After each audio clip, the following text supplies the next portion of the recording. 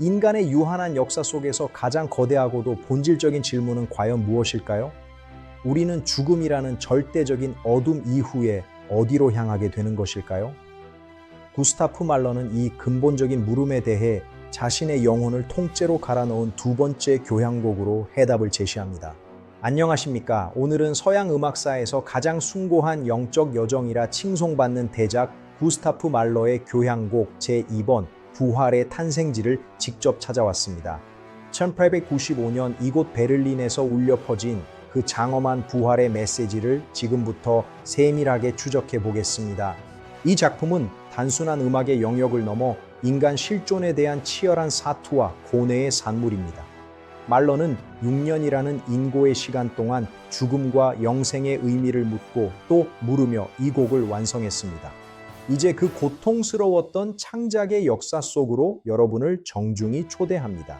우리는 왜 존재하며 왜 이토록 처절하게 고통받아야만 하는 것입니까? 죽음은 우리가 겪는 모든 고난의 최종적인 마침표입니까? 아니면 더 거대한 존재로 향하는 새로운 문입니까? 말러는 1악장의 첫머리에서 우리를 이 가혹한 실존적 질문 앞에 단호하게 씁니다. 거대한 관현악의 진동은 우리 내면의 깊은 불안을 일깨웁니다. 19세기 후반 유럽의 지성계를 통째로 뒤흔들었던 염세주의와 실존적 불안 속에서 말러는 이 해답을 찾기 위해 필사적으로 발버둥 쳤습니다. 그는 니체와 쇼펜하우어의 철학적 통찰을 탐독하며 인간 존재의 비극적인 유한성을 뼈저리게 느꼈고 그 고뇌는 곧 이 위대한 음악적 동기가 되었습니다. 이 질문에 대한 답을 치열하게 찾아가는 과정은 곧 부활 교향곡 전체의 서사를 관통하는 가장 핵심적인 줄기가 됩니다. 이제 우리는 이 거대한 서사시가 처음으로 잉태된 1888년의 라이프치히로 시간을 거슬러 떠나보려 합니다. 그곳에서 말러의 예술적 영혼은 뜨겁게 타오르기 시작했습니다. 1888년 말러는 라이프치히 오페라 극장의 부지휘자로 정열적으로 활동하며 제1악장을 집필하기 시작했습니다. 당시 그의 나이는 불과 28세였습니다. 그는 이 악장에 토텐페이어, 즉 장례식이라는 명확한 제목을 붙였습니다. 영웅의 죽음을 기리는 이 장엄한 행진곡은 교향곡 제2번의 역사적 출발점이 되었습니다. 말러는 이 곡을 통해 자신의 스승이자 영적 지주였던 리하르트 바그너의 서거를 진심으로 애도하고 동시에 자신만의 독창적인 음악적 언어를 구축하고자 분투했습니다. 하지만 제1악장 완성 이후 그는 거대한 창작의 벽에 부딪히게 됩니다. 죽음의 공포를 완전히 넘어설 궁극의 해답을 아직 찾지 못했기 때문입니다. 1894년 6월 29일 함부르크 말러는 전설적인 지휘자 한스 폰 빌로의 장례식에 경건하게 참석했습니다. 깊은 슬픔에 잠겨있던 그 순간 소년 합창단이 프리드리히 클롭슈토크의 찬송가 부활을 천상의 목소리로 노래하기 시작했습니다. 부활하리라 나의 영혼이여 짧은 휴식 후에. 이 가사는 말러의 가슴을 마치 번개처럼 직격했습니다. 그 경이로운 순간 말러는 마침내 깨달았습니다. 피날레를 완성할 마지막 퍼즐 조각이 바로 부활이라는 확신이었습니다. 그는 곧장 자신의 작업실로 달려가 빌로의 장례식에서 얻은 영감을 오케스트라와 합창의 거대한 함성으로 옮기기 시작했습니다. 이것이 불멸의 걸작이 최종적으로 완성된 결정적 순간입니다. 1895년 12월 13일 베를린 피라모니 홀 구스타프 마렐 본인의 직접적인 지휘로 교향곡 제2번 전곡이 역사적인 초연을 맞이했습니다. 당시 공연은 압도적인 대성공이었으며 청중들은 그 전례 없는 음악적 규모와 깊은 감동에 매료되었습니다. 말러는 이 공연을 통해 지휘자로서뿐만 아니라 인류사에 남을 위대한 작곡가로서의 위상을 확고히 세우게 됩니다. 이제 곡의 치열한 내부로 직접 들어가 보겠습니다. 제1악장 엘랭로 메토소는 우리를 죽음의 날카로운 공포 속으로 사정없이 밀어넣습니다. 첼로와 더블 베이스가 연주하는 거친 트레몰로는 마치 대지가 분노하며 진동하는 듯한 위압감을 줍니다. 말러는 여기서 영웅의 장례식을 묘사하며 인생의 모든 성취가 죽음이라는 절대자 앞에서 얼마나 무력한지를 웅변합니다. 말러는 이 악장에서 삶의 가장 찬란하고 아름다웠던 순간들을 회상하게 하지만 그 소중한 기억들은 곧 날카로운 금관악기의 불협화음에 의해 산산조각이 나고 맙니다.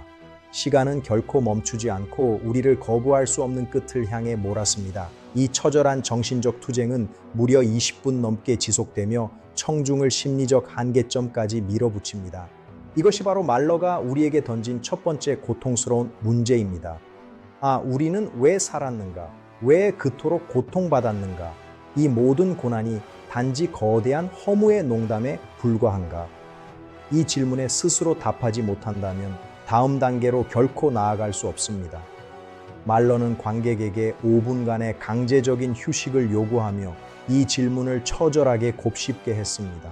제2악장 에인단테 모데라토는 잠시나마 숨을 고르게 하는 안식처입니다. 말러는 오스트리아의 정겨운 민속 춤곡인 렌틀러 선율을 정교하게 사용하여 과거에 행복했던 기억을 따뜻하게 소환합니다. 현악기의 경쾌한 피치카토는 마치 춤을 추듯 가볍지만 그 이면에는 어딘가 모를 쓸쓸한 슬픔이 깊게 배어 있습니다. 잃어버린 낙원에 대한 애틋한 향수라고 할 수 있습니다. 하지만 이러한 찰나의 행복은 결코 지속되지 않습니다. 말러는 음악적 변주 과정을 통해 이 아름다운 기억들이 얼마나 깨지기 쉬운지를 적나라하게 보여줍니다. 즐거운 춤곡은 어느새 어두운 운명의 그림자에 가려지고 우리는 다시 현실의 차가운 공기 속으로 속절없이 돌아오게 됩니다. 이것이 인생의 덧없음에 대한 구스탑 마을러 특유의 음악적 성찰입니다. 제3악장 스체르초는 이전보다 훨씬 냉혹한 현실을 보여줍니다. 말러는 자신의 연가곡 Det Knaben Wunderhorn 중 파도바의 성 안토니오의 물고기에 대한 설교를 인용했습니다. 성자가 물고기들에게 고귀한 도덕적 설교를 하지만 설교가 끝나자마자 물고기들이 다시 서로를 무자비하게 잡아먹는 일상으로 돌아가는 그 지독한 허무함을 묘사한 것입니다. 음악은 끊임없이 소용돌이치며 세상의 부조리와 무의미한 소동을 비웃습니다. 말러는 이 악장에서 아이러니를 핵심적인 서사 장치로 사용했습니다. 겉으로는 경쾌해 보이지만 속은 검게 썩어가는 현대 사회의 단면을 고발한 것이죠. 물고기들의 무감각한 생존 경쟁은 곧 목표 없이 살아가는 인간의 비극적인 모습과 너무나도 닮아 있습니다. 음악은 점점 광적인 속도로 치닫고 말러는 이 악장의 끝에서 절망의 비명이라 불리는 거대한 불협화음을 폭발시킵니다. 인간의 모든 지적인 노력이 결국 헛수고임을 깨닫는 그 비참한 순간, 영혼은 깊은 절망의 심연으로 추락합니다. 이제 지상의 모든 희망이 완전히 사라진 것처럼 보입니다. 시청자 여러분, 이 비명이 들리십니까? 이 비명은 구원 없는 인간의 실존적 한계를 상징합니다. 1890년대 비엔나의 화려한 외면 뒤에 숨겨진 정신적 공황을 말러는 누구보다 날카롭고 잔인하게 포착해냈습니다. 그는 이 고통이 근본적으로 해결되지 않는다면 인류에게 미래는 결코 존재하지 않는다고 믿었습니다. 우리는 이제 이 비명 속에서 무엇을 보아야 합니까? 하지만 말러는 우리를 절망의 늪 속에 영영 버려두지 않습니다. 가장 깊은 어둠의 끝에서 가장 밝은 빛이 탄생하듯 그는 이 비명의 마지막 조각 속에 새로운 희망의 씨앗을 몰래 심어 놓았습니다. 이제 우리는 그 작은 씨앗이 어떻게 찬란한 영생의 빛으로 피어나는지 경건하게 목격하게 될 것입니다. 이것이 변형의 시작입니다. 이 1악장에서 3악장까지의 여정은 우리 삶의 모든 고통과 허물을 정면으로 응시하는 혹독한 과정이었습니다. 말러는 이 지독한 훈련을 통해 우리를 영적으로 정화시킵니다. 이제 드디어 인간의 목소리가 개입하며 영혼의 진정한 목소리가 들리기 시작합니다. 이것이 바로 부활의 전반부 서사가 우리에게 남긴 위대한 과제입니다. 제4악장 우릭트, 즉 태초의 빛입니다. 알토 독창자가 부드럽고 경건하게 노래를 시작합니다. 오 붉은 장미여, 인간은 커다란 고통 속에 있고 커다란 아픔 속에 있네. 이 짧은 문장은 앞선 악장들의 모든 혼란과 소음을 단숨에 잠재우는 강력한 치유의 힘을 발휘합니다. 영혼의 안식이 시작되는 순간입니다. 말러는 이 곡에서 인간을 향한 자신의 깊은 연민과 사랑을 드러냅니다. 그는 우리가 평생 겪는 고통이 결코 헛되지 않음을, 우리가 결국 근원적인 신성의 빛으로부터 왔음을 노래합니다. 이게 나는 하느님으로부터 왔으며 다시 하느님에게로 돌아가리라. 는 고백은 종교를 초월한 인류 보편적인 위로를 우리에게 전달합니다. 이 악장은 교향곡 전체에서 가장 짧지만 가장 핵심적인 정서적 전환점입니다. 복잡하고 소란스러운 지적 탐구를 멈추고 어린아이와 같은 순수하고 투명한 믿음으로 돌아가는 순간입니다. 말러는 이 소박한 선율을 통해 우리가 바쁜 일상 속에서 잃어버렸던 영혼의 고향을 다시 간절히 꿈꾸게 합니다. 빛은 우리를 향해 있습니다. 말러 자신도 유대인으로서 가톨릭으로 개종하며 겪어야 했던 정체성의 극심한 혼란 속에서 이 태초의 빛을 통해 자신의 영원한 안식처를 찾고자 했습니다. 그의 개인적인 갈망은 이제 모든 인류의 갈망이 되어 이 음악 속에 아름답게 녹아들었습니다. 구원은 멀리 있는 것이 아니라 우리 내면의 빛에 이미 존재합니다. 하지만 평화는 잠시뿐입니다. 제5악장의 도입부는 다시 한번 거대한 우주의 폭풍처럼 몰아칩니다. 죽음의 문이 열리고 최후의 심판이 장엄하게 시작되는 것입니다. 그러나 이번에는 이전의 공포가 아닙니다. 그것은 완전한 영적 변모와 부활을 위해 반드시 거쳐야 할 필연적인 해산의 진통과도 같습니다.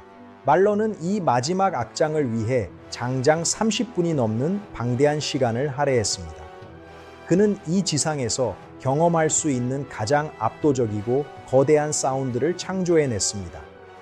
무대 밖 원거리에서 들려오는 트럼펫과 호른 소리는 하늘의 부름을 상징하며 우리 청중을 초월적인 제3의 공간으로 순식간에 이동시킵니다. 차원이 달라지는 순간입니다. 마침내 심판의 날이 도래했습니다. 대지는 진동하고 모든 무덤은 일제히 열립니다. 하지만 말러의 심판대 앞에는 정죄도 무자비한 처벌도 존재하지 않습니다. 오직 끝없는 자비와 무한한 사랑만이 우리를 기다리고 있습니다. 그는 전통적인 기독교적 심판관 대신 모든 존재를 따뜻하게 품어 안는 우주적 사랑의 화신을 음악으로 그려냈습니다. 음악은 점점 고조되어 마침내 신비로운 정적에 이릅니다. 그리고 그 깊은 침묵 속에서 합창단이 가장 낮은 소리로 경건하게 속삭입니다. 부활하리라 나의 영혼이여. 이 작은 속삭임은 세상의 어떤 천둥 소리보다 더 강력하게 우리의 영혼을 진동시킵니다. 이것이 바로 구스타브 마를가 평생을 바쳐 발견한 복음의 진수입니다. 죽음은 마침내 정복되었습니다. 모든 고통은 연기처럼 사라졌습니다. 이제 남은 것은 오직 존재의 환희와 기쁨뿐입니다. 말러는 이 위대한 승리를 전 세계에 선언하기 위해 오케스트라의 모든 악기를 동원하여 찬란한 빛의 대성당을 음악으로 건축합니다. 이것은 음악으로 쓴 부활의 증언이자 고통받는 인류를 향한 위대한 위로의 노래입니다. 이 장엄한 서사는 이제 마지막 장을 향해 힘차게 나아갑니다.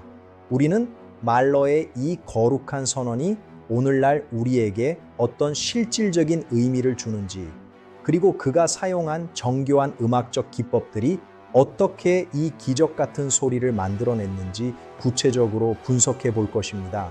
부활은 먼 미래의 이야기가 아니라 지금 이 순간 우리의 영혼 속에서 뜨겁게 일어나는 사건입니다. 말러는 피날레에서 실제 종소리를 사용하여 천상의 소리를 묘사했습니다. 그는 지상에서 들을 수 있는 가장 풍성한 저음을 오르간을 통해 구현하며 청중의 발바닥부터 머리끝까지 소리의 진동으로 채웠습니다. 이 소리는 우리를 가두고 있던 육체적 한계를 깨뜨리고 영원한 우주의 리듬에 합류하게 만듭니다. 우리는 이제 소리 그 자체가 됩니다. 말러의 교향곡 제2번은 그 압도적인 규모 면에서 독보적입니다. 그는 이 곡을 위해 표준적인 오케스트라 편성을 훨씬 넘어서는 방대한 인원을 요구했습니다.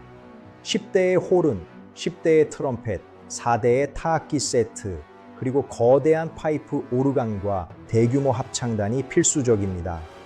특히 무대 뒤편 먼 곳에서 연주되는 금관악기들은 공간적인 입체감을 극대화하여 신비로움을 더합니다. 말러는 전설적인 지휘자로서의 경험을 10분 살려 각 악기의 음색을 극한까지 정교하게 활용했습니다. 그는 소리의 강약을 피피피에서 핍, 핍, 핍까지 무려 10단계 이상 세밀하게 규정하여 영혼의 가장 미세한 떨림부터 우주적인 대폭발까지를 모두 악보에 담아냈습니다. 이러한 정교한 지시사항들은 오늘날 메스트로들에게도 가장 거대한 도전 과제가 되고 있습니다. 음악적으로 이 곡은 고전적인 교향곡 형식을 충실히 계승하면서도 혁신적으로 변형했습니다. 1악장의 장송 행진곡 주제는 5악장의 부활 주제와 유기적으로 긴밀하게 연결되어 있습니다. 말러는 라이트 모티브, 즉 유도 동기를 사용하여 곡 전체의 서사적 통일성을 유지하면서도 철학적 깊이를 더했습니다. 죽음의 모티프가 어떻게 부활의 모티프 속에서 위대하게 승화되는지 주목해 보십시오. 1895년 초연 당시 보수적인 평단은 이 거대한 작품에 당혹감을 감추지 못했습니다. 너무나 길고 너무나 소란스럽고 너무나 감상적이라는 가혹한 비판이 뒤따랐습니다. 하지만 말러는 확신했습니다. 이 나의 시대는 반드시 올 것이다. 그의 예언대로 이 곡은 20세기 중반 레너드 번스타인과 같은 지휘자들에 의해 완벽하게 재발견되며 클래식 음악의 최고 정점으로 우뚝 섰습니다. 말러의 부활은 이후 쇼스타코비치, 브리튼, 그리고 현대 영화 음악가들에게 지대한 영향을 미쳤습니다. 거대 담론을 음악으로 풀어내는 그의 선구적인 방식은 현대 음악의 지평을 넓혔습니다. 특히 죽음을 금기시하던 서구 사회에서 죽음을 정면으로 응시하고 긍정적으로 승화시킨 그의 철학은 음악 이상의 사회적, 영적 메시지를 오늘날에도 강력하게 전달하고 있습니다. 숭고한 유산입니다. 오늘날 말러의 음악은 전 세계 어느 공연장에서나 끊임없이 연주됩니다. 언어와 문화의 장벽을 초월하여 고통받는 이들에게 깊은 위로를 주고 절망하는 이들에게 다시 일어설 용기를 줍니다. 구스타프 말러는 이제 한 명의 작곡가를 넘어 인류의 영적 스승으로 영원히 남았습니다. 그의 묘비명에는 이름만 소박하게 적혀 있지만 그의 음악은 모든 이의 가슴 속에 살아 숨쉬고 있습니다. 숫자로 보는 부활의 위엄은 더욱 놀랍습니다. 연간 전 세계에서 500회 이상 전문 오케스트라에 의해 정식으로 연주되며 지금까지 제작된 음반만 해도 무려 200종이 훨씬 넘습니다. 평균 80분의 연주 시간 동안 연주자들은 자신의 체력적, 정신적 한계에 도전하며 관객들은 그 속에서 압도적인 카타르시스를 경험합니다. 이것은 단순한 공연이 아니라 인류의 공동의식입니다. 세계 최고의 지휘자들과 명문 오케스트라들이 자신의 경력에서 반드시 거쳐가야 할 관문으로 이 곡을 꼽는 이유도 여기에 있습니다. 베를린 필하모닉, 빈 필하모닉 등 명문 악단들의 상임 지휘자 취임 연주회나 특별 기념 공연에서 부활은 항상 영순위로 선택됩니다. 그만큼 이 곡이 지닌 음악적 상징성과 파급력은 서양 음악사에서 독보적이며 절대적인 위치를 차지합니다. 이제 이 위대한 다큐멘터리의 클라이맥스입니다. 제5악장의 마지막 10분은 인류가 만든 소리 중 가장 장엄한 순간을 향해 질주합니다. 합창단과 오케스트라가 하나가 되어 하늘을 향해 외칩니다. 너는 다시 태어나리라. 고통은 이제 너를 영원히 떠나고 죽음은 패배했노라. 이 거대한 소리의 파도는 우리의 영혼을 깨끗이 씻어내고 새로운 생명을 부여합니다. 말러는 이 결정적인 순간을 위해 모든 음악적 에너지를 비축했습니다. 오르간의 육중한 저음이 바닥을 울리고 승리의 종소리가 온 세상에 울려 퍼질 때 지상의 모든 중력은 사라집니다. 우리는 음악과 함께 하늘로 비상합니다. 어떠한 미사여구로도 설명할 수 없는 이 신비로운 체험은 오직 말러의 부활만이 줄 수 있는 유일무이하고 고귀한 선물입니다. 부활하십시오. 부활은 단지 죽음 이후에 벌어지는 미지의 사건이 아닙니다.